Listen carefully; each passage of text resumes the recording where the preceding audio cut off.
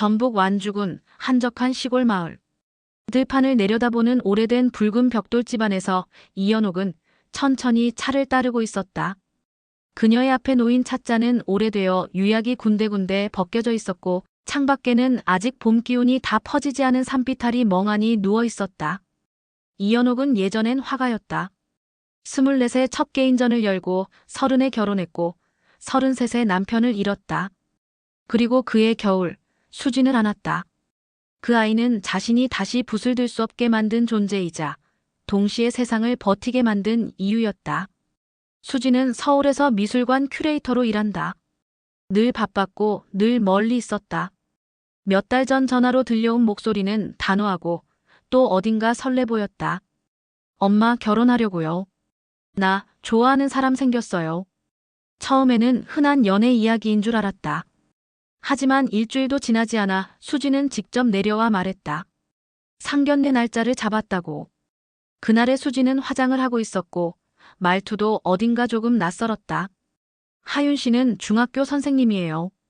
대전에서 근무 중이고요.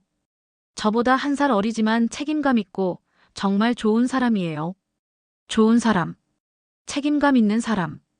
다 좋은 말이었다. 그러나 연옥은 묘하게 마음이 불편했다. 예술을 하던 사람은 단어의 뉘앙스를 더 민감하게 감지하는 법이다. 수진이 정말 사랑해요가 아니라 좋은 사람이에요라고 말했을 때 연옥은 자신도 모르게 눈을 피했다.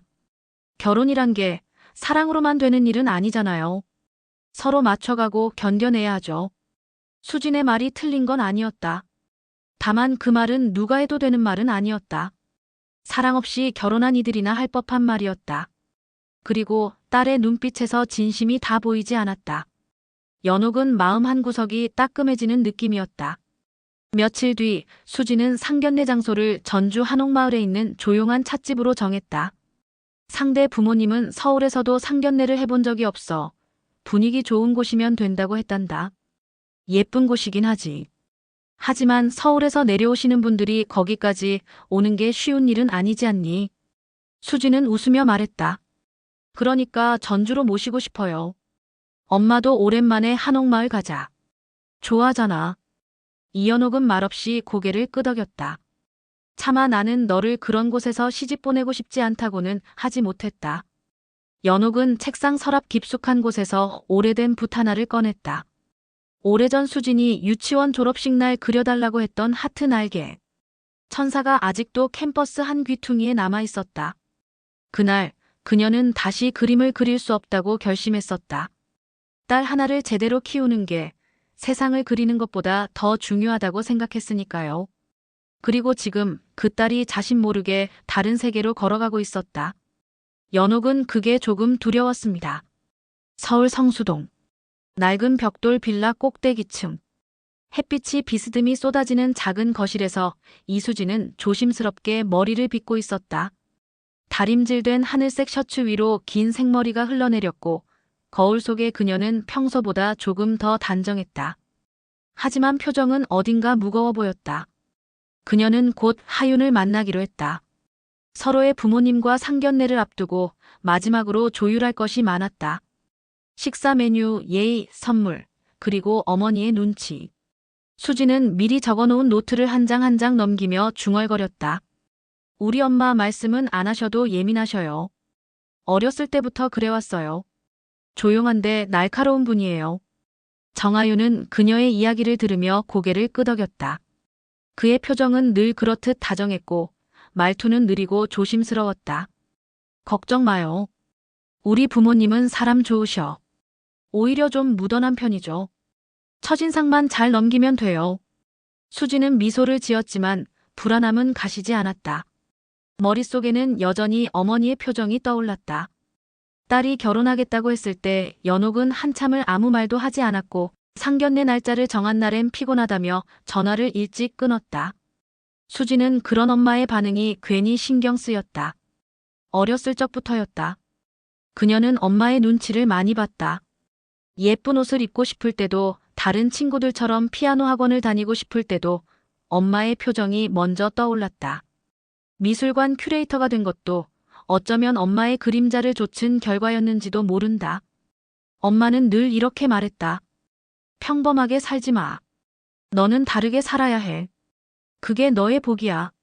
하지만 수지는 어느 순간부터 평범해지고 싶었다. 아침에 일어나 서로의 얼굴을 보고 저녁에는 함께 밥을 먹는 일상. 그런 일상이 그녀에겐 꿈처럼 느껴졌다. 하유는 그런 삶을 가능하게 만들어줄 사람 같았다. 하유는 커피잔을 내려놓으며 말했다. 우리 상견례 잘 치르고 나면 바로 날짜 잡을까요? 수지는 눈을 깜빡였다. 이 사람은 확신이 있는 눈빛이었다. 망설임이 없었다. 수지는 그런 사람이 좋았다. 하지만 그 순간 머릿속을 스치는 건 엄마의 차가운 눈빛이었다. 좋아요. 그렇게 해요. 수지는 대답했지만 마음속 깊은 곳 어딘가에서 뭔가가 미세하게 흔들리고 있었다. 고요한 수면 아래에서 파문이 일 듯 아주 작은 두려움이 번져나가고 있었다. 그리고 그 파문은 곧 다가올 상견례 자리에서 파도가 되어 덮쳐올 것을 그녀는 아직 알지 못했다. 전주 한옥마을 오후 2시. 느릿한 바람이 기와 지붕 위를 흘러가고 좁은 골목을 걷는 사람들의 발걸음에도 여유가 묻어나는 시간이었다. 마을 안쪽 조용한 찻집 수연당에는 아직 손님이 드물었고 창밖으로 대숲이 바람에 흔들리는 모습이 그림처럼 펼쳐지고 있었다. 이연옥은 일찍 도착해 있었다. 딱히 누가 먼저 오라고 정한 건 아니었지만 그녀는 늘 약속보다 서너 곱절 먼저 움직이는 사람이었다. 익숙한 듯 찻집 문을 열고 들어선 그녀는 가장 안쪽 자리를 선택했다. 햇빛이 비껴들고 벽 한편에 걸린 민화가 어딘지 모르게 마음을 차분하게 해주는 자리였다. 직원이 차를 내오자 그녀는 향을 맡아보며 혼잣말처럼 중얼거렸다. 쑥차는 늘 봄 같죠. 향은 부드러운데 맛은 씁쓸해서. 그리고는 허공을 바라보며 찻잔을 두 손으로 감쌌다. 마치 마음을 잡고 있는 듯한 손끝이었다. 조금 뒤 문이 다시 열리고 수진이 들어섰다. 차분한 원피스를 입고 있었고 표정은 긴장감이 엿보였다. 그 뒤로 하윤이 그리고 그의 부모가 함께 모습을 드러냈다. 다정하고 정중한 첫인사가 오갔고 상견례 자리는 자연스럽게 차려졌다. 하윤의 아버지는 조용하고 말수가 적은 사람이었다. 대신 어머니는 말을 부드럽게 잘 이었다. 이연옥은 그런 그들의 태도에서 결점보다는 안정감을 느끼고 있었다. 하지만 마음 한쪽 어딘가에선 너무 평범하다는 생각이 자꾸 올라왔다. 그러다 하윤의 어머니가 말했다. 수진 씨, 우리 하윤이랑 만나면서 고생 많았죠. 이 친구가 좀 무던한 편이라 감정 표현이 서툴러요. 그 말에 수진은 고개를 끄덕이며 웃었다. 별일 아니라고 했지만 이연옥은 그 웃음이 어딘가 애써 보였다. 그리고 이어진 하윤 어머니의 말이 이연옥의 귓가에 오래 남았다. 하윤이 그러더라고요. 수진 씨 덕분에 자신도 사람 굿이라는 기분이라고요. 그 순간 이연옥의 표정이 굳어졌다. 사람 굿이리라. 왜 그런 말이 이렇게 마음을 불편하게 만드는 걸까? 딸이 무언가를 채워주는 존재로만 언급될 때 그녀는 불현듯 수진이 아이였던 시절을 떠올렸다. 어린 수진은 늘 남의 감정을 먼저 헤아렸고 엄마가 힘들면 아무 말 없이 방문을 닫았다. 그 아이가 이제 어른이 되어 여전히 누군가의 빈자리를 채워주고 있다는 사실이 어째서 이렇게 아프게 느껴졌을까? 잠시 침묵이 흘렀고 수진이 물컵을 들었다. 손끝이 살짝 떨렸다. 그 모습을 본 이연옥은 마음이 복잡해졌다. 차라리 그 손을 붙잡고 말하고 싶었다. 너는 누구도 구원하지 않아도 된다고. 내가 무너져도 누군가는 너를 붙잡아줄 수 있는 사람을 만나야 한다고. 하지만 입은 열리지 않았다. 대신 찻잔 속 쑥차가 식어가고 있었다. 그날의 오후는 그토록 고요했지만 그 고요함 아래 감춰진 감정들이 조금씩 엉켜가고 있었다. 그리고 그것은 곧 말로 터지게 될 폭풍의 전조였다. 찻집 수연당의 안쪽 자리, 테이블 위에 놓인 다과 접시와 찻잔이 조용히 식어가고 있었다. 하지만 이연옥의 마음속은 점점 뜨거워지고 있었다. 그녀는 말없이 수진을 바라보았다. 딸의 얼굴은 단정하고 얌전했지만 어딘가 모르게 굳어 있었다. 아무래도 웃는 게 아니었다. 하윤의 아버지가 천천히 입을 열었다. 서울에서 전주까지 오게 돼서 좀 걱정도 했는데 막상 오니까 참 좋네요. 마을도 한적하고 차 맛도 좋고요. 말투는 따뜻했지만 연옥의 입꼬리는 움직이지 않았다. 대신 짧은 대답이 나왔다. 그렇죠. 조용한 곳이에요. 하윤의 어머니가 맞장구 치듯 말을 보탰다. 수진 씨 어머님이 직접 이런 곳 고르셨다니 안목이 대단하세요. 참 멋진 분 같아요. 그 말엔 연옥도 마지못해 웃었다. 칭찬을 받아 마땅한 순간이었으나 그녀는 도무지 기쁘지가 않았다. 마치 정해진 수순을 따라가는 공연의 대사처럼 모든 것이 예상 가능하고 흥미롭지 않았다. 그때 정하윤이 조심스레 말했다. 저 사실 어머님, 아버님께 인사드리고 싶다는 말, 수진 씨가 더 먼저 꺼냈어요. 저는 좀 조심스러운 편이라. 하윤의 말투는 늘 조심스러웠다. 그게 그의 미덕이자 단점이었다. 이연옥은 천천히 하윤을 바라보았다. 어딘지 모르게 선량한 인상, 말끝을 흐리는 말투. 좋은 사람일지는 몰라도 강한 사람은 아니라는 생각이 들었다. 그쪽 직장은 어떤가요? 연옥의 질문에 하윤이 어깨를 펴며 대답했다. 중학교에서 도덕 과목을 가르치고 있어요. 아직 경력은 짧지만 아이들하고 잘 맞는 편입니다. 도덕 선생님이라. 연옥은 속으로 생각했다. 아이들에게 좋은 말을 해주는 직업. 의미는 있지만 현실적이지 않다는 느낌이 들었다. 수지는 늘 전시기획과 협찬사 사이에서 줄타기를 하며 살아왔는데 이 결혼이 과연 균형이 맞을까? 하윤 어머니가 덧붙였다. 우리 하윤이 아직은 월급이 많진 않지만 알뜰한 아이예요. 집안일도 잘 돕고요. 수진 씨랑 잘 어울릴 거예요. 그 말에 수진이 어색하게 웃었다. 이연옥은 그 미소 속에 묻힌 억지스러움을 놓치지 않았다. 그럼 신혼집은 어디로 구하실 생각이에요? 연옥의 말에 하윤이 조금 당황한 듯 시선을 옆으로 돌렸다. 수진이 먼저 입을 열었다. 둘 다 서울에서 일하니까 중간 지점인 용산 쪽으로 알아보고 있어요. 아직 구체적이진 않지만 전세부터 시작하려고요. 전세요. 연옥은 나직이 되뇌었다. 전세라는 단어가 유난히 가볍게 들렸다. 그녀는 한숨을 들이쉬고 다시 차를 한 모금 마셨다. 그리고 아주 천천히, 그러나 분명하게 입을 열었다. 수진이는 혼자 살아본 적도 없고 생활력이 강한 아이는 아니에요. 뭐든 완벽하게 준비된 곳에 보내고 싶다는 게 제 마음이에요. 그 말에 테이블 위 공기가 묘하게 식었다. 하윤 어머니가 순간 멈칫했고 하윤도 미묘한 표정을 지었다. 그리고 수지는 눈을 감았다. 이 대화가 무언가 잘못 흘러가고 있다는 걸 그녀는 누구보다 먼저 알아차렸다. 말이 끝난 뒤 찻집 수연당의 공기는 유난히 무겁게 가라앉았다. 다들 웃고 있었지만 그 웃음은 얇은 유리처럼 금방이라도 깨질 듯 위태로웠다. 하윤의 어머니가 먼저 틈을 메우듯 나섰다. 어머님 마음 충분히 이해해요. 저희도 하윤이 혼자 서울 올라가 있을 땐 걱정이 많았어요. 그래도 아이들끼리 서로 돕고 살면 뭐든 헤쳐나가겠지요. 그 말에 이연옥은 고개를 끄덕였지만 표정은 전혀 풀리지 않았다. 그런데 어머님은 혹시 수진이가 지금 이 결혼을 감당할 수 있을 거라고 생각하세요? 대답 대신 하윤이 먼저 입을 열었다. 저 어머님. 수진 씨가 저보다 훨씬 똑똑하고 강한 사람이라는 거 전 알아요. 혼자서는 못할 것 같은 일도 저랑 같이 있을 땐 잘 해내요. 그래서 함께 살고 싶다는 생각이 들었고요. 이연옥은 고개를 돌려 창밖을 바라보았다. 살랑이는 대숲이 한가득 흔들리고 있었다. 바람은 봄날의 온기를 담고 있었지만 이상하게도 그녀의 손끝은 계속 차가웠다. 쑥차가 식고 있었다.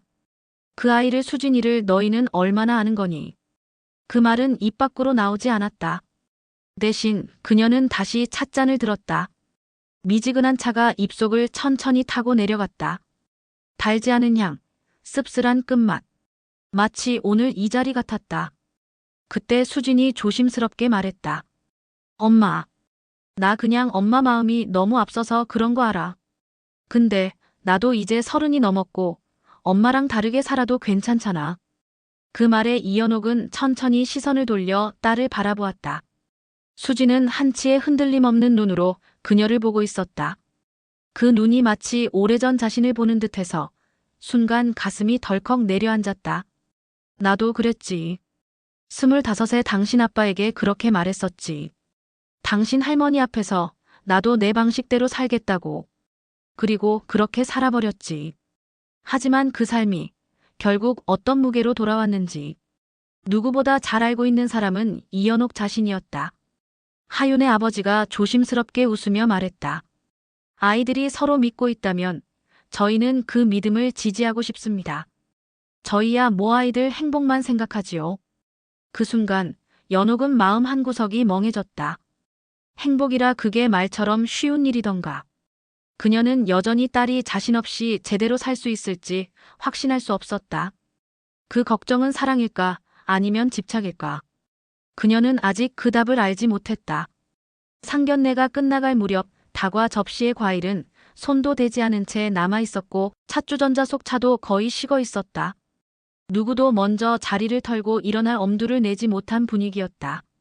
말은 줄었고 시선은 자꾸 서로를 피해갔다. 무언가 정리가 되지 않은 채로 맴도는 긴장감만이 탁자 위에 얹혀 있었다.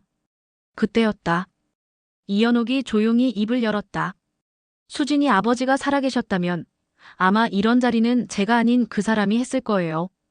그 말에 수진은 눈을 크게 떴다. 어머니가 아버지 이야기를 먼저 꺼낸 건 어쩌면 처음이었다. 하윤의 부모도 놀란 듯 잠시 말을 멈췄다. 그 사람은 세상을 곱게 보는 눈을 가진 사람이었어요. 가난해도 그게 부끄러운 게 아니라고 말하던 사람이었죠.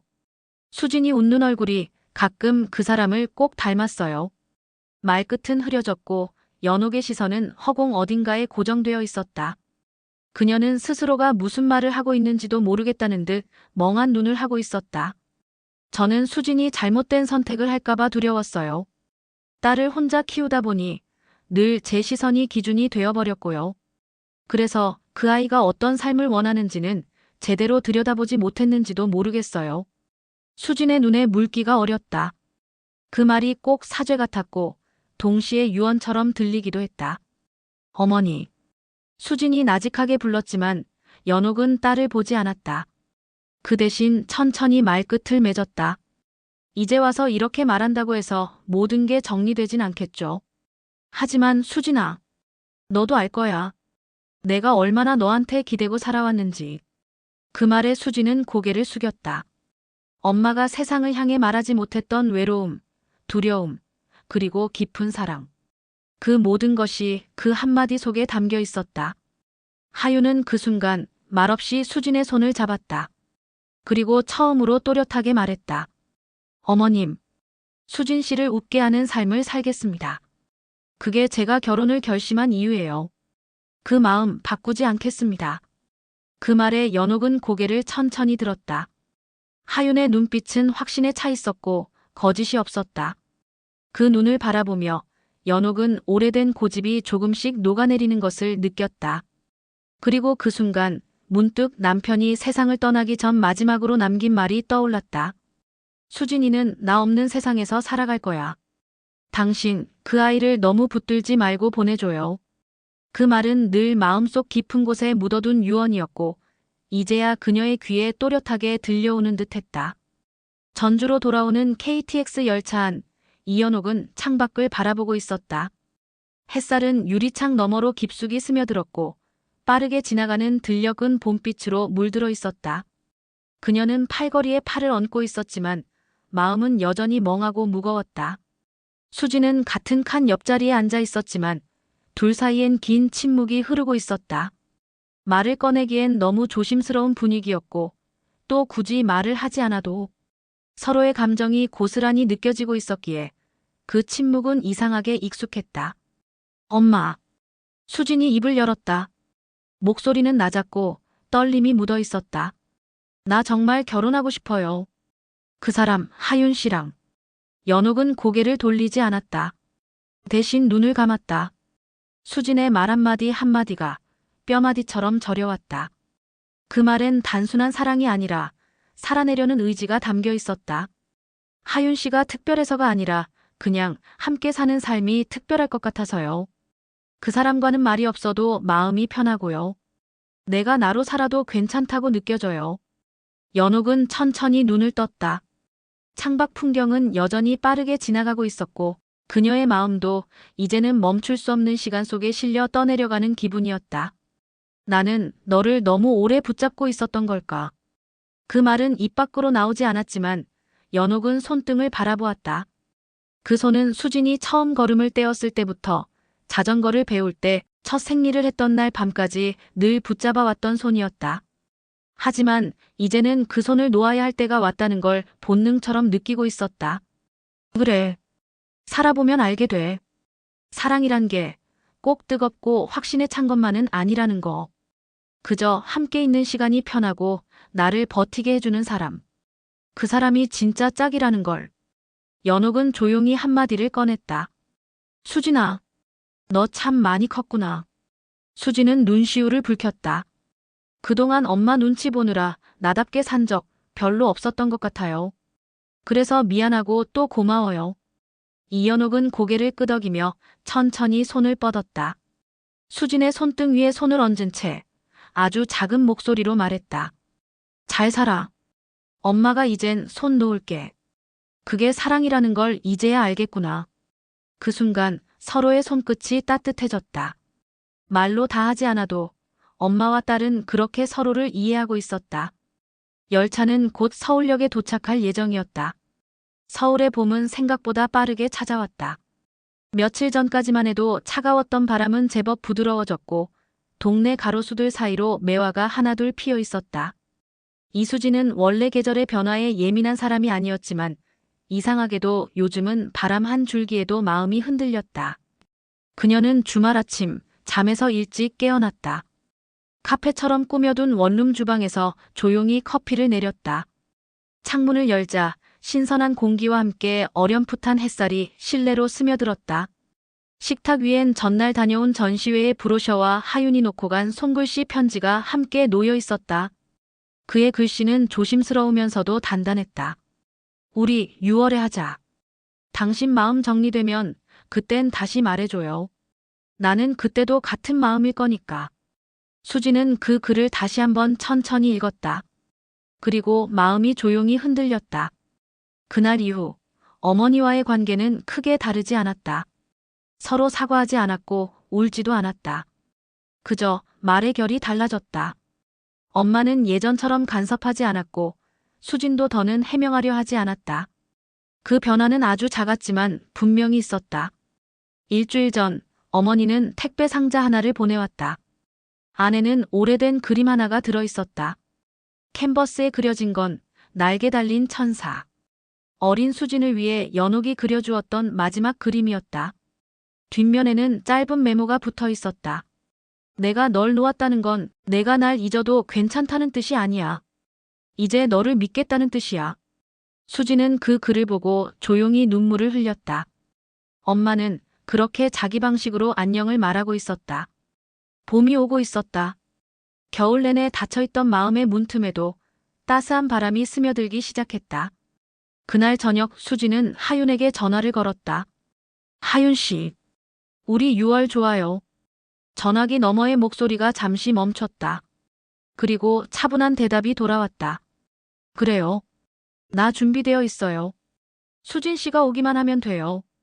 그 말에 수진은 조용히 웃었다. 햇빛이 창밖 담쟁이 넝쿨 사이로 반짝이고 있었다. 엄마, 나 내 인생 시작해요. 조금 늦은 봄이지만 이제야 진짜 내 계절이 오는 것 같아요. 그녀는 천천히 커튼을 걷었다. 그리고 봄의 문을 열고 앞으로 걸어나갔다.